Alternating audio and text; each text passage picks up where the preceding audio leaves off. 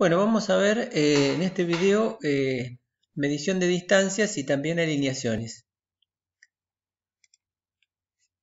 Hay dos métodos, los métodos directos y los indirectos para medir distancias.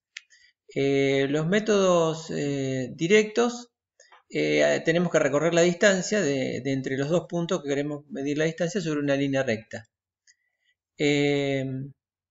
Se puede hacer con cinta de agrimensor, o con cinta ruleta. Ahora les voy a pasar las fotos, pero en principio pueden ser, la medición con cinta es la más, digamos, la básica. Después tenemos la medición con odómetro. Y por último la medición de pasos, son los métodos directos. El método de pasos es un método el que es el más impreciso, ¿no? Porque tenemos que medir la distancia mediante pasos, o sea, hacer pasos tratando de que estos sean regulares, todos iguales, uniformes.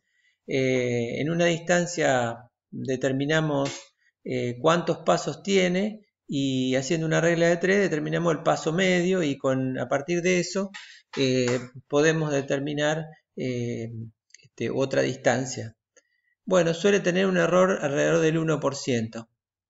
Y después están los métodos indirectos, que no es necesario recorrer la distancia, y hay distintos, como la estadimetría. La estadimetría vamos a utilizarla en algún práctico, y por supuesto está el GPS.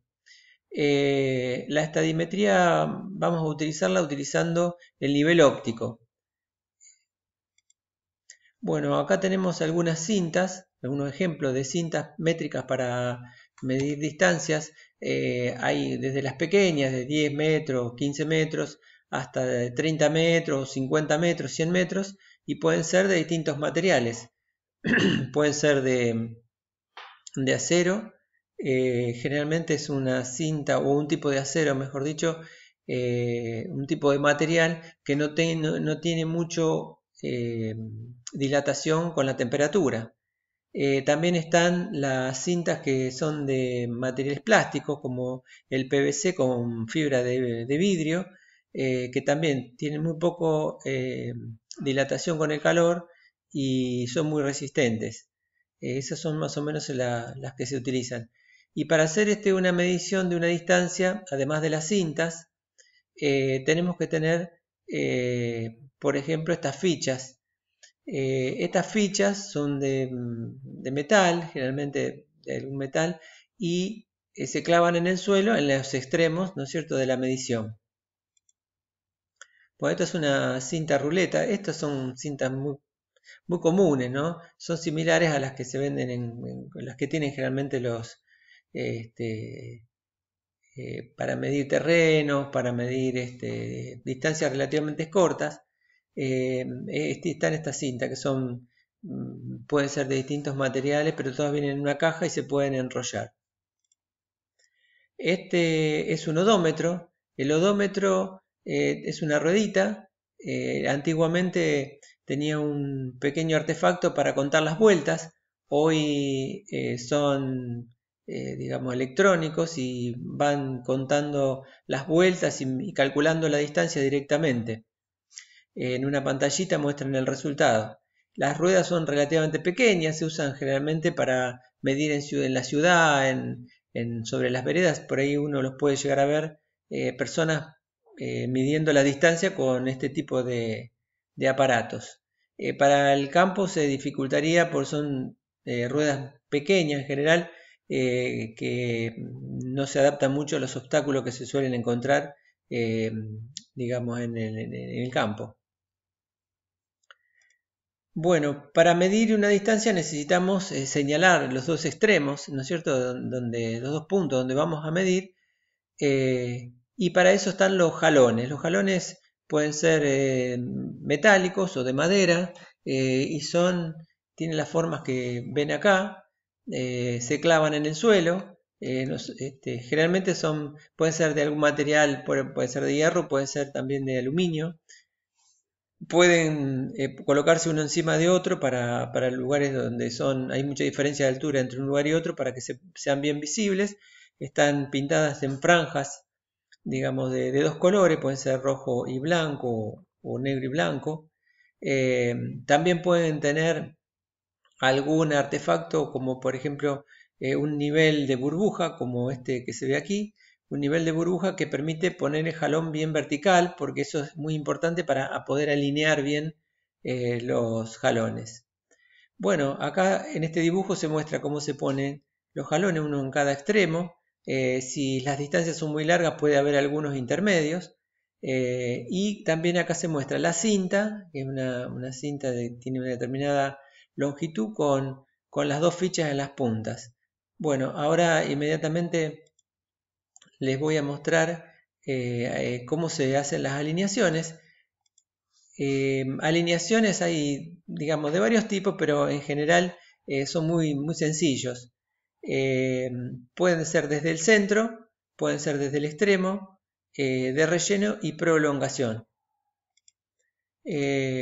Cuando hacemos una de prolongación, lo que significa es que hay un observador que se encuentra digamos, este dibujo que se ve aquí son dos jalones, ¿no? Vistos en planta, o sea, vistos desde arriba, y un observador se pone en un extremo y lanza una visual hacia el otro punto y va a haber un jalón que se ponga en esa misma línea de visual. Quiere decir que eso se llama prolongación, o sea, vamos a poner otro jalón en la misma dirección que estaba el punto, la línea, perdón, AB. Cuando hacemos de relleno, significa que vamos a poner un jalón que se va a ubicar entre esos dos puntos A y B. Acá está puesto en un costado, se tienta a poner en algún lugar, de manera que un observador que se encuentre en alguno de los extremos vea que está alineado con los dos jalones ya instalados. Entonces se van poniendo en distintos lugares hasta que se llega a ponerlos exactamente en línea. Para eso, bueno, por supuesto tienen que ser un observador desde una punta y una persona que lleva el jalón y el del extremo le va haciendo señas o le habla por radio, depende de la distancia que estén, para que vaya corriendo el jalón y lo vaya poniendo en el lugar correcto. Bueno, por otro lado, existen situaciones donde desde el punto A no se logra ver el punto B. Entonces, tenemos que recurrir a otro método. En general se usan dos jalones, por supuesto tiene que haber dos operarios, con lo cual uno de los operarios tiene que está digamos del lado A, del lado del punto A, pero puede observar el punto B, y un operario que esté, digamos, del lado del punto B, pero pueda observar el punto A. O sea, para el primer operario es visible el punto B y para el segundo operario es visible el punto A, pero entre A y B no se pueden ver. Lo que hacen es lanzar una visual, ¿no es cierto?, hacia el jalón digamos, el que está del lado A va al jalón B y le dice al otro operario que está en el medio que se vaya acercando y se ponga en línea con esa visual. Inmediatamente ese segundo observador lanza una visual hacia A y le dice al primer operario que se ponga en esa línea, lo cual va a realizar, y así sucesivamente se van acercando los dos haciendo puntería, digamos, hacia el punto A y el punto E sucesivamente, hasta que los dos están, digamos, en línea, los dos están satisfechos con la línea que tienen, y en ese caso ya van a estar alineados los 3 puntos. Perdón, los 4 puntos. Bueno, acá hay una planilla, que es una planilla para el cálculo, donde nosotros entre los puntos A y B tomamos una distancia de ida, una distancia de vuelta, y hacemos el cálculo para obtener la medida final. Ahora les voy a mostrar un ejemplo de cómo podría ser esa medición.